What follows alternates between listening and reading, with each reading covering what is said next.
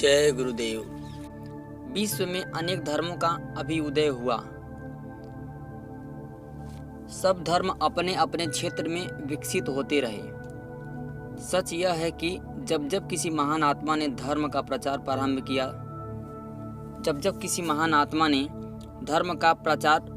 किया तो वह शुद्ध आत्मिक धर्म रहा और समस्त मानव जाति का धर्म रहा। यही कारण है कि सभी धर्मों का मूल सिद्धांत एक ही है।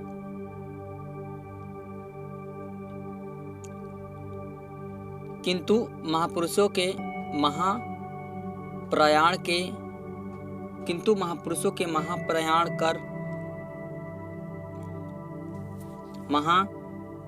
कर जाने के बाद उनके द्वारा प्रतिपादित धर्म को उनके नाम से जोड़ दिया गया।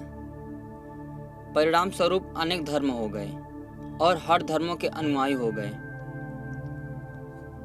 उदाहरण के लिए कोई बुद्ध धर्म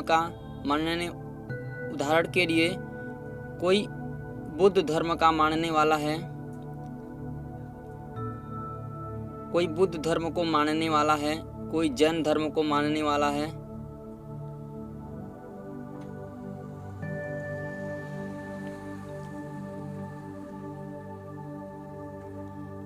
कोई नानक धर्म, कोई ईसाई तो कोई मुसलमान। धर्मों की फिरकाबंदी होने के कारण संघर्ष बढ़ गए, अर्थात धर्म व्यक्ति विशेष हो गया। जब विभिन्न धर्मावलंबी आपस में लड़ने लगे तो क्या हुआ? धर्म के प्रति अश्रद्धा की भावना आने लगी। धर्म पर लोगों का विश्वास उठने लगा। धर्म के मूल सिद्धांत संघर्षों में विलीन हो गए। ईश्वर के प्रति आस्था की भावना कम होती हुई। ईश्वर के प्रति आस्था की भावना कम होती गई। साहित्यिक दृष्टि से उन वाणियों की आलोचना होने लगी। एक नया युग आया, नई लहर आने लगी। नए युग के नए कवियों ने धर्म के प्रति यह कहकर अपनी श्रद्धा प्रकट की, बैर बढ़ाते मंदिर मस्जिद, प्रेम बढ़ाती मधुशाला। इस रुबाई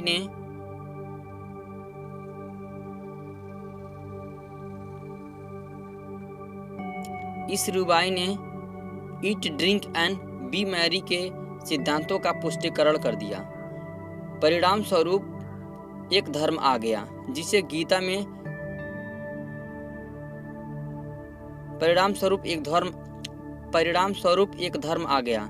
गीता में श्री कृष्ण ने कहा है अभेदवाद। गोस्वामी जी ने रामायण में कहा है तामस धर्म का विकास हुआ तो समाज का जो स्वरूप आज है वह सबके सामने है। तामस धर्म के आने पर पूजा पाठ, तीर्थ व्रत, उपवास सभी कुछ होता है, बंद कुछ नहीं होता। किंतु धर्म केवल एक क्रिया के रूप में कर दिया जाता है। धर्म और जीवन दो विभिन्न दिशाओं में बहते हैं।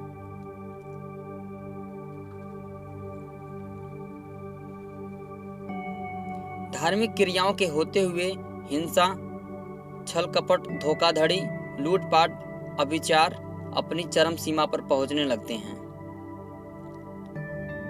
परिणाम स्वरूप समाज में अव्यवस्था, गड़बड़ी और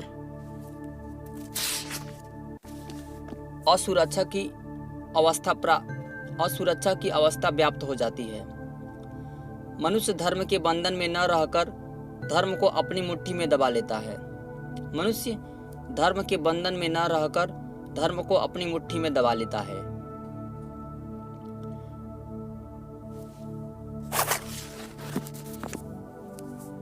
देवी देवता सबके न होकर व्यक्ति विशेष के हो जाते हैं।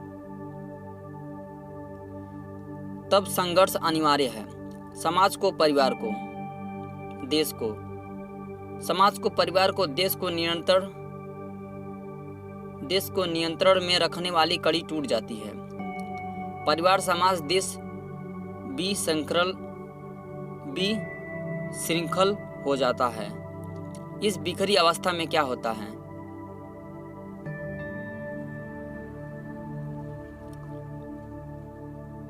प्राकृतिक प्रकोप होते हैं, सामाजिक प्रकोप होते हैं। इन प्रकोपों के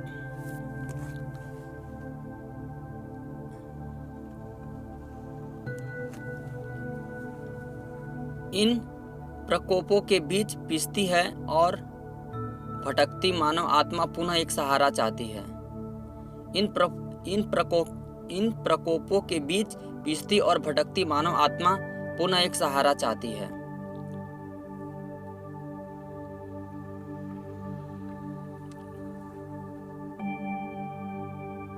आधार चाहती है जिसके सहारे रुक सके, संभल सके, शांति पा सके। आज आवश्यकता है उस मनुष्य शरीर की जिसमें प्रभु प्रकट हो, क्योंकि वही इस बिखरे समाज को, बिखरे परिवार को, एक बिखरे देश को एक सूत्र में बांध सकता है। जो मानव धर्म का प्रतिपादन करता है,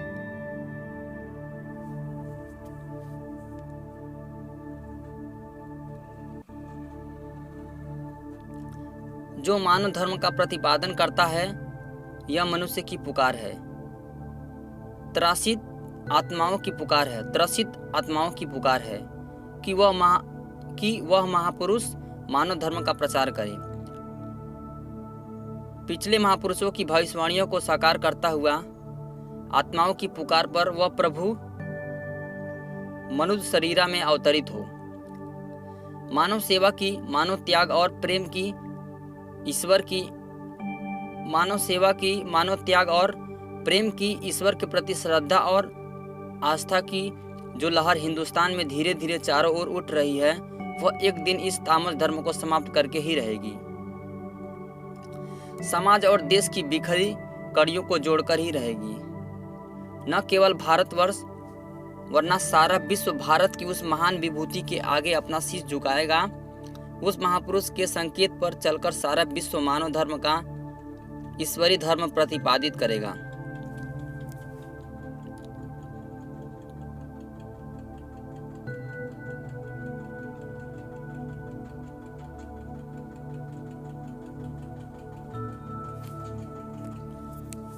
ईश्वरीय धर्म का प्रतिपादन करेगा और तामस धर्म स्वयं ही समाप्त हो जाएगा, इसमें कोई संदेह नहीं है।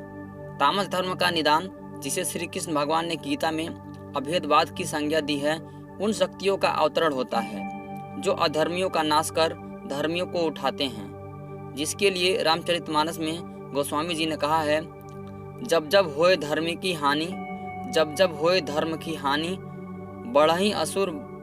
बढ़हि असुर अधम अभिमानी, तब तब प्रभु धरि मनुज शरीरा, हरहि विविध विधि सज्जन पीरा, हरहि विविध विधि सज्जन पीरा। यह वाणियां उन महापुरुषों की है जिन्होंने केवल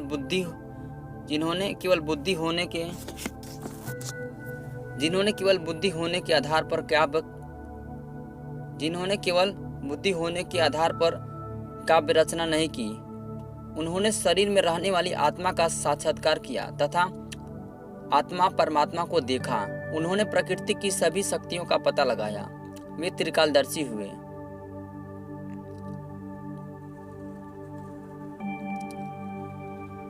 उन महापुरुषों ने अपनी वाणियों को प्रणाम करके उन महापुरुषों ने अपनी वाणियों को प्रमाण के रूप में मानव के सामने रखा। आज हम अपने उन महापुरुषों के आदर्श पर पराविद्या को बिल्कुल भूल गए तथा भूलते जा रहे हैं, जिसे प्राप्त करके हमारा दुख व कलेश के बंधन से छुटकारा हो जाता था। मन इंद्रियों के घाट पर बैठकर हम विषयों का आनंद लेने लगे तथा परम पिता को, जिसके बूंद रूप अंश से हम पैदा हुए, सदैव के लिए भुला दिया। उस प्रभु को प्राप्त करने की तथा उसको प्राप्त करने के सच्चे मार्ग के जानकारी की हमने कभी चेष्टा नहीं की। न किसी संत महात्मा के बताए हुए वचनों पर भी उचित रीति से ध्यान दिया। फिर सुख और शांति मिले तो मिले कैसे। असत्य वस्तुओं के रस से हमें ना कभी सुख व शांति प्राप्त हुई है न होगी। हमें तो उन महान आदर्श पराविद्या को जानने की अति आवश्यकता है। धार्मिक पुस्तकों के पठन पाठन से ही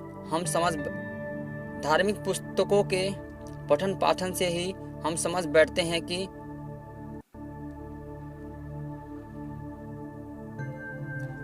हमने बहुत कुछ जान लिया, जिससे कि हम व्यर्थ के वाद विवाद में पड़ते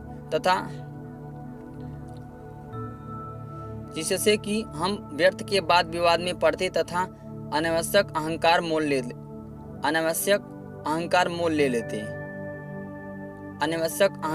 ले लेते हैं। आजकल मौखिक कथा वार्ता, भाषण, कीर्तन आदि की प्रथा जिसका सत्संग के मिथ्या नाम से प्रचार किया जा रहा है, अधिक प्रचलित हो गई है,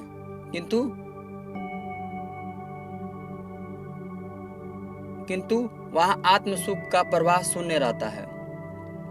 संत श्रेणी के महात्मा ही सत्संग के सच्चे हितकारी होते हैं। वे नाम धनराशि दे सकते हैं। यह सब देखते हुए मेरे भी हृदय में प्रेरणा हुई कि बाबा जय गुरुदेव जी महाराज के स्थूल शरीर गुप्त होने के पश्चात जो सत्संग, जिसे वास्तव में यथार्थ सत्संग कहा जाता है, भूल भ्रम में पड़े हुए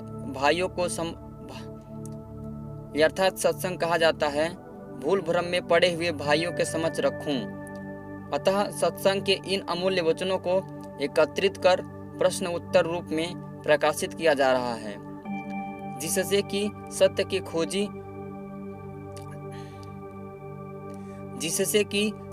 खोजी जनों को महान पुरुषों की महिमा व वाणियों का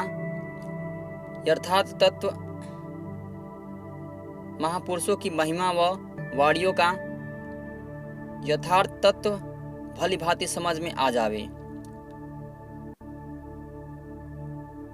वे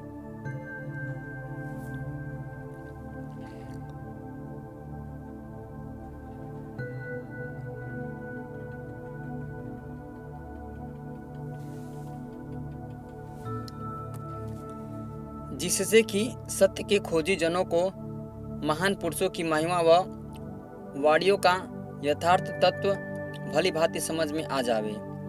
वे सत्संग को केवल सुन लेने का विषय ही नहीं समझें, वे सत्संग को केवल सुन लेने का विषय न समझें, अपितु जीवन में उसकी प्रत्यक्ष प्राप्ति करें।